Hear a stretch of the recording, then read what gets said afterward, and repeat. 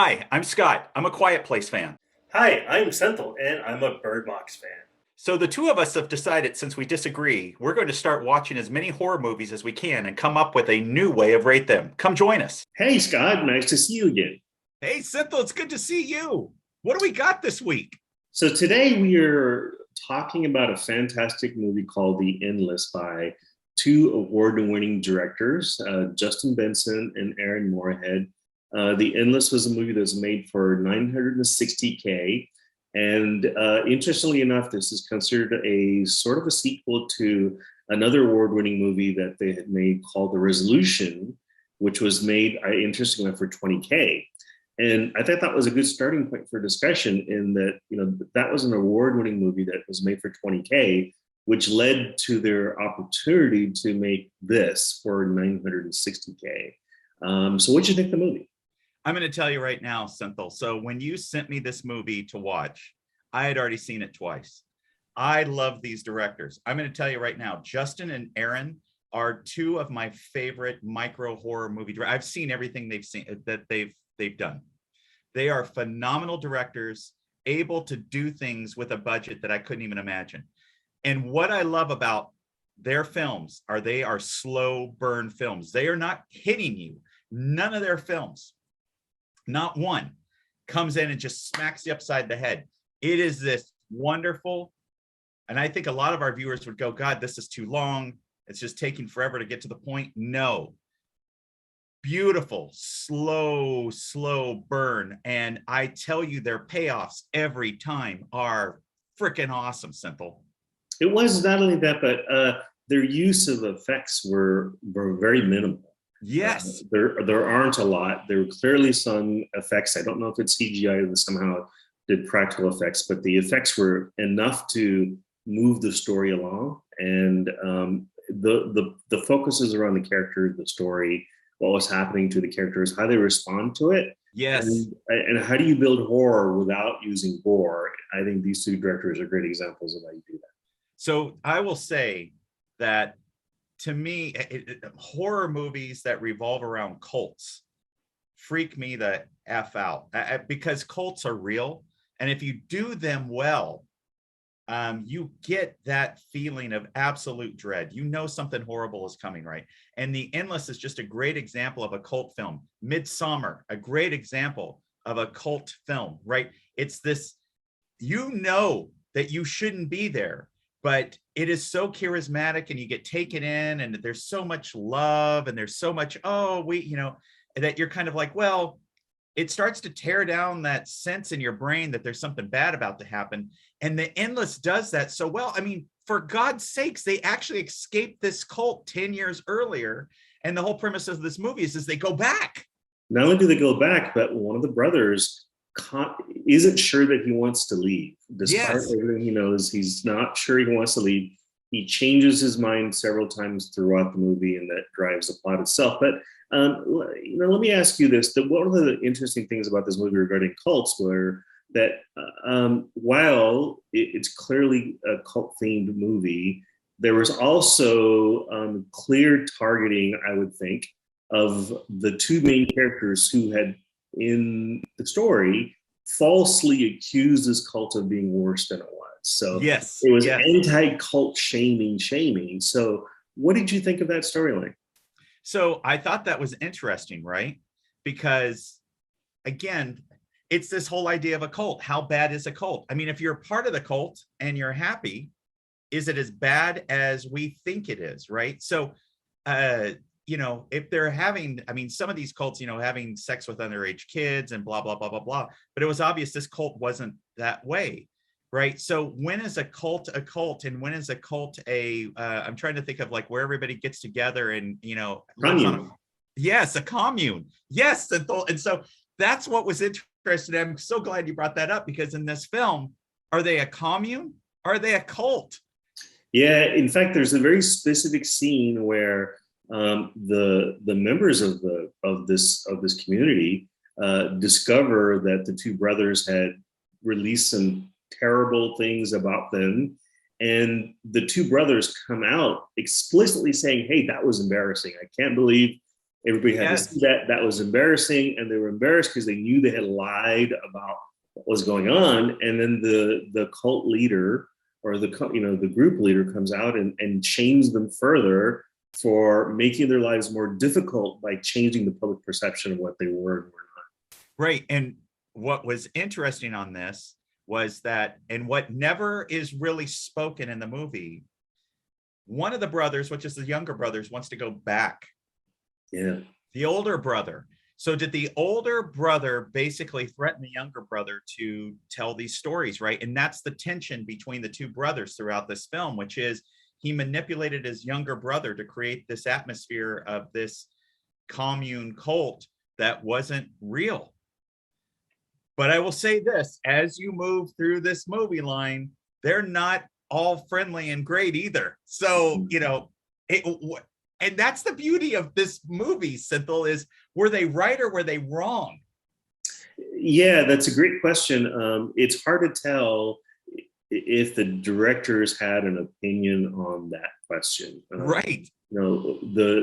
If making a moral judgment about what's going on, and there are moments with the younger brothers talking about he's weighing the pros and cons of reality, dealing with reality, yes, versus dealing with idealized version of reality that doesn't involve all the challenges that normal life has to occur, you have to deal with. And there were elements in the movie also that were unanswered. The shed that had a lock on it, yes, the rope. But I thought that added to the mystery of the movie. That didn't throw me off at all, Synthel. I actually love those because it's that weird culty kind of, right. The F is this stuff, and you never find out. No. The other thing I love about this film, and I'm going to tell our viewers, you have to watch Resolution first. It's really important to watch Resolution, and the reason is because in The Endless, they actually come back to Resolution. And if you've seen Resolution, it's like, oh, wait, I've seen this. I know where I'm at. And it's about looping time. And, the idea of what I love about The Endless is, right, time is never ending. It's just a continuous loop. And it's bizarre as hell. You know what, these two directors, especially when talking about Resolution and as low budget as it was in The Endless, reminds me of Memento from Christopher Nolan. Very low budget, very creative, character dialogue driven movie, not an effects driven movie. Yep. That was just on the quality of the writing alone stood out. And I would be intrigued to see what these two can do, because Christopher Nolan went from micro budget to mega budget, and he's done well. And we've talked about that, Scott, whether directors can successfully make that leap. What do you think? I mean, what's your observation, all the movies you've seen about directors being able to go from small budget to mega budget? What I've seen is it's really rare for a director to go from a micro budget to this very large budget and be successful. And I'm not saying it can't be done. You look at Christopher Nolan and you go, some of Christopher Nolan's earlier films are these fantastic, like Memento, and the one with Robin Williams and Al Pacino, where Robin Williams is the serial killer, right? Insomnia. And it's character driven, it's deep, heavy cinematography, but they're done in ways that you could do this on budget. Then suddenly you get into, and I'm not saying Inception is bad or that Tenet is bad or Interstellar is bad, but suddenly you get multi-$100 million budgets and you get these crazy, like Interstellar, where at the end of it you're like going, was I just on acid? And it's the same thing with Tenet. Like, I've watched Tenet 3 times and you go, the hell is taking place? And it's not that I haven't enjoyed it, but it's missing those elements of Memento, of Insomnia. And they received, so these two directors, after Spring, which you should see too, received a pretty good sized budget to do a film, Synchronic. And it's, I'm sorry, not Synchronic. Yes. And it was very well done. So I think we have this idea that they can't, but they can, as long as they continue to remember that every dollar is worth a dollar. And that's where special effects get blown out, right? You go, I've got $100 million. I'm going to spend 95 million of it on special effects and 5 million on the rest. So you lose your storyline. That's why I like these films. And a lot of people will say, Senthil, that micro budget films should have more gore, or where's all the special effects? And I tell you, the great thing about micro budget horror films is they have to use dread. They have to use, oh my God, I know something is coming, but I don't know what it is. And they build on that extremely well. Or they do like a lot of the, like Jesus Christ Vampire Hunter or Greasy Strangler, they go completely opposite side and they make fun of the horror genre, right? Which also works really well. It's fine. It's getting between those and doing that balance, or you're either completely left or completely right. That makes a great micro budget horror film. I'm trying to think of the guy who did, and I'm rambling a little bit, but I think this is important. He did one film, Strangers Need Not Apply, which was that future, he was going into the future.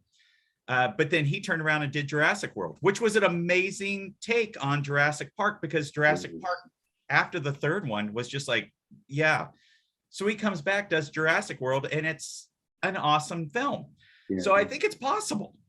It is possible. And like you said, I think it's about how you perceive what you can do with the money. Do you feel obligated to generate lots of effects and spend it in that way, or do you focus on the story and move it from that perspective? And when the directors continue to stick to what they're strong at, which is the story and the character building, then the effects support that. Then I think they can be successful, and that isn't always the case, as we've seen. So, so I just real quick, because I know we're running over time, but one of my favorite horror movies, and there were no effects, was The Others with Nicole Kidman. Have you ever seen that? Yes. And the twist at the end is never you do not expect this twist at all at the end. But if you've never seen The Others, that to me is a shining example of what you can do with minimal effect. You don't need to have a whole lot of effects. And there's really no gore horror to it. It's realizing at the end, that's the horror. That's the horror. Yeah, and even when you look at slashers, we talked about in the future doing some classic low budget. Let's take the original Halloween, micro budget movie, and yes, it's a slasher, but the how effective Halloween was had less to do with the gore than with the villain and how they portray the villain. The villain introduced and how successful it was. I think absolutely.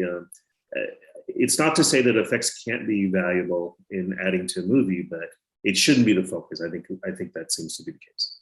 Hey, Senthil, it's been a fantastic conversation. Another great movie pick, and I really appreciated it. I thought you found a diamond in the rough, man. So until next time, see you next time. See you later.